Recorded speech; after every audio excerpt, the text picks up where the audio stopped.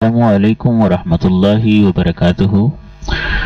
आज आपकी ग्राफिक्स की पहली से पहली क्लास है। इसमें हम आपको सिखाएंगे कि जो आपने ऐप्स डाउनलोड करनी है उसका तरीक़ाकार क्या है। आपने पहले अपने मोबाइल के प्ले स्टोर में जाना है और सर्च बार के अंदर आपने लिखना है जी पिक्सल ऐप।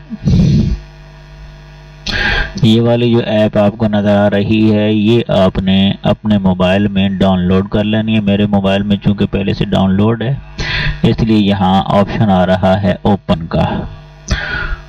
आपके पास दूसरा ऑप्शन आएगा, वहीं यहीं आपने क्लिक करके इसको डाउनलोड कर लेना है। मैं इसको ओपन कर लेता हूँ। तो इस तरह आपके पास इंटरफेस आएगा। मैं चूंकि पहले चीज़ बना रहा था। दूसरी जो आपने ऐप डाउनलोड करनी है, फिर प्ले स्टोर में दोबारा जाना है और यहाँ आपने इसको ख़त्म करके लिखना है काइन मास्टर।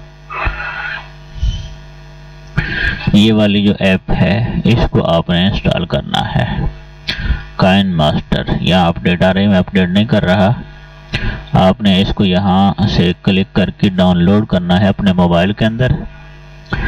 ये भी मैं आपको दिखा देता हूँ, मेरे मोबाइल के अंदर ये मौजूद है।